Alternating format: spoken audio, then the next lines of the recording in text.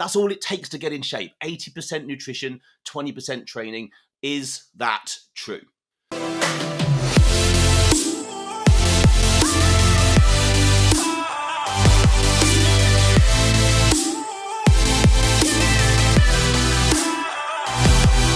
So welcome back to the show, everybody. My name is Andy Naylor, founder and CEO of Naylor Body Design and host of the Optimal Alpha podcast. So today we're going to delve into, I'm not going to say it's a myth, but it's certainly a saying that I've certainly seen and heard enough over the years to think that it's a topic worth covering, which is the phrase or the thought that getting in shape is 80% nutrition, 20% training. You've heard this, right?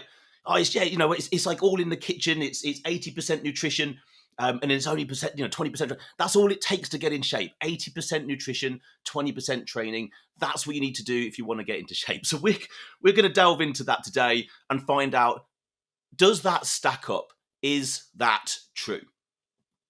So for the past 20 years, I've been training, many thousands of other people to get in the best shape of their lives. And then, of course, myself to get in, certainly better shape than I ever thought possible and be able to get on stage in the shape of my life and win physique shows. I can say straight off the bat that if I went in with the attitude of it's 80% nutrition and 20% training, there's no way my physique would have got to the place that it got to. So we're going to delve a little bit further into this. And I think one of the first places to really sort of go with this would be let's try and define what we're actually talking about here. So when people say it's 80% nutrition, that's what's required to get in shape. Well, then what does get in shape mean? Now, this is ambiguous, right? Because get in shape to me would be something very different to get in shape to you. So straight away, once there's some ambiguity in what we're talking about here, an absolute, a specific in terms of a percentage immediately doesn't really stack up, does it?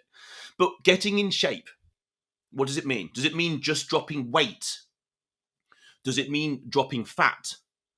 Does it mean improving health markers? Does it mean gaining muscle? Actually developing a physique? Does it mean actually improving self-confidence and self-esteem? So straight away we want to start to understand, well, what are we actually talking about here? Because what does get in shape mean to an individual? But let me just go straight in. Personally, this just doesn't stack up for me. Let's understand, why can 80% just not be true? Or potentially what might be the reasons that 80% just doesn't really sort of stack up? Well, the first thing I would put here is our body is a unit. It's a system. It's an engine. It does not work in individual areas. If we were to lean more focus on one particular area, that means we are taking focus away from many of the other areas that are required. Getting in shape, I would say generally across the board, for most people, would require the addition of muscle. Right? No, I'm not talking like bodybuilder levels of silly amounts of muscle just hanging off you. I'm talking about a healthy amount of muscle, which one, keeps you strong, two, will improve longevity and quality of life, and it will also help with metabolism. So now, if we have a goal of getting in shape, and let's say we could all possibly agree that getting in shape would mean, adding a little bit of muscle in the right places, not just for the benefits that I've just told you, but also for the benefits of having a physique, looking great in clothes, feeling great naked, like all these things that would come along with having a physique. Well, then now we need to place more than 20% of our focus onto training, right? Because if we're now only thinking 80% of our time and effort is put into food, well, I can tell you, from personal experience and working with many thousands of people, that if we only put 20% of effort into the training side of things, no progress is going to be made. So straight away, there's one thing to consider. And how about this? What percentage, therefore, are we putting into our rest? What percentage are we putting into our recovery? What percentage might we be putting into our supplementational side of things?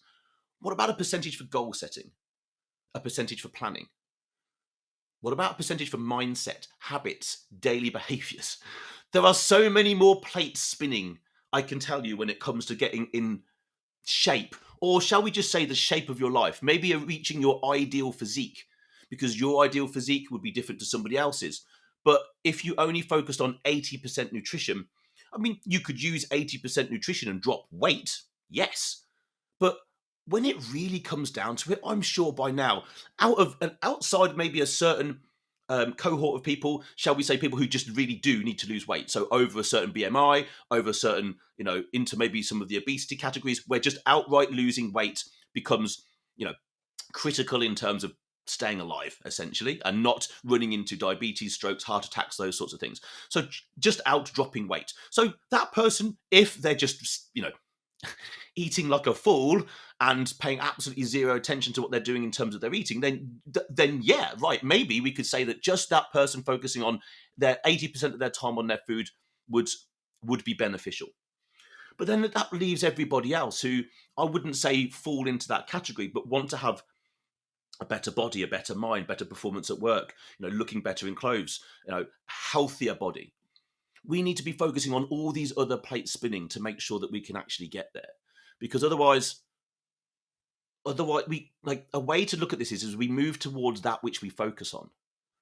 And if we're focusing solely on nutrition, which clearly is one of the big rocks, yeah, 100%, it's one of the big rocks, and we certainly need to give it a heck of a lot of attention. But 80%, if we give it 80%, there is not enough room left to then be focusing on all the other areas. Certainly training being the big one of those. So what does it really look like? So a great body to me, a physique is a healthy body. It's built by giving all the areas the respect and focus that they are due. Like I've said, we're spinning plates here. It's a really good analogy. You've got a plate spinning over here that's your food. Yeah. Once it's spinning and you've got it working, it should be relatively easy to keep it going. You've then got a plate spinning for your training. Well, if your training is going well, you now need a plate spinning for your rest, your recovery, your ability to come back and train on a regular basis. So your sleep patterns, making sure that you are looking after everything else to prepare for the next time that you go and train.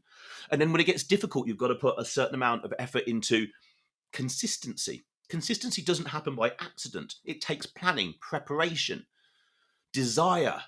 Those things take a bit of bandwidth. So you've got to take a little bit away from nutrition to be able to do these, get these other areas to work as well as you want them to be. I think it's pretty simple that this is just one of those health, fitness, nearly gym world sayings that just doesn't stack up in the real world. And this podcast today was simply to sort of bring light to not just this particular saying, but you will have heard others. There's another one that I'm definitely going to be talking about later down the line. They're absolutes, and there are no such things, generally speaking, as absolutes in probably most areas, but certainly health and fitness. Oh, it's 80% nutrition. Absolutely not. No way is it 80% nutrition for someone to get in shape. That is an absolute. And let's say everybody walking into the gym world or the fitness world for the first time were told that on the way in the door and believed it and focused on that. I can tell you, it would ruin most people. It would certainly ruin their opportunity for progress. Why? Because it ain't 80%.